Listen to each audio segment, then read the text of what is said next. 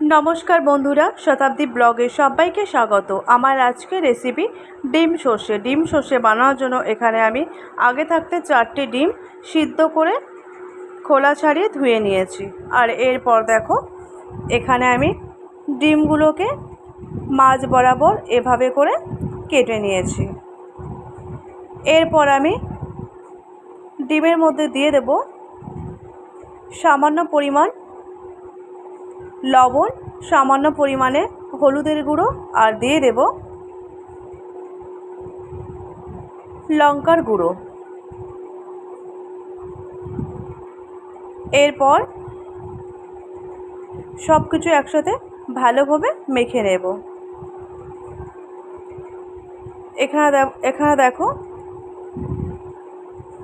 মেখে নেওয়া হয়ে গেছে। এরপর একটা কড়া বসিয়ে দিয়েছি আর কড়ার মধ্যে তেল দিয়ে দিয়েছি। আর দেখো তেলটা এখন গরম হয়ে গেছে।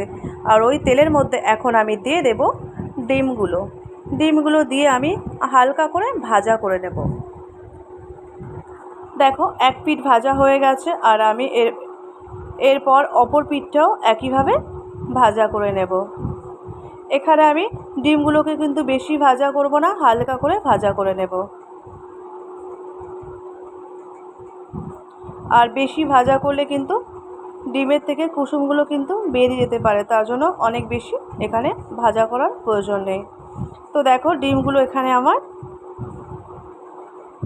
ভাজা কমপ্লিট হয়ে গেছে। দেখো একটা থালার মধ্যে তুলে নিয়েছি। আর এরপর দেখো এখানে আমি একটা মশলা পেস্ট বানিয়ে নেব। এখানে আমি হলুদ সর্ষে আর লাল সর্ষে নিয়েছি আর নিয়েছি 4-5টা কাঁচা লঙ্কা। আর এখানে দিয়ে দিলাম 1 চামচ লবণটা দিলাম সর্ষে পেস্ট করার সময়, যাতে সর্ষের যে তেতো ভাবটা না থাকে, তার জন্য কিন্তু এখানে আমি লবণটা দিয়ে দিয়েছি। আর দেখো এখানে পেস্ট কমপ্লিট হয়ে গেছে। এরপর দেখো একটা কড়ার মধ্যে আমি ভেজে রাখা সমস্ত ডিমগুলো একে একে সাজিয়ে দেব।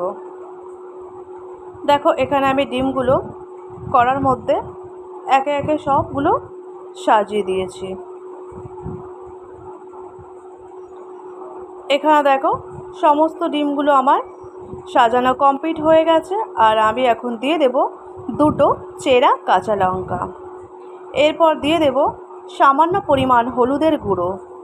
এরপর দিয়ে দেব এখানে আমি স্বাদ মতো লবণ। আর দিয়ে দেব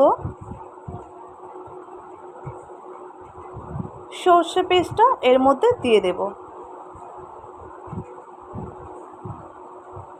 আর দিয়ে দেব উপর থেকে আমি কাঁচা সর্ষের তেল। দেখো এখানে আমি সর্ষের তেলটা দিয়ে দিলাম। আর এখন দিয়ে দেব মিক্সচার গ্রাইন্ডারটা ধুয়ে ওর মধ্যে যে জলটা সেটা আমি দিয়ে দেব।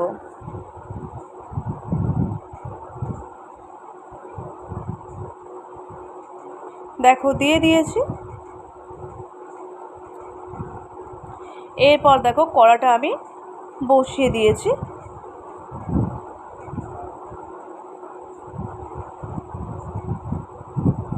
ডিমগুলোকে রান্না করার জন্য এখানে দেখো ডিমগুলো আমার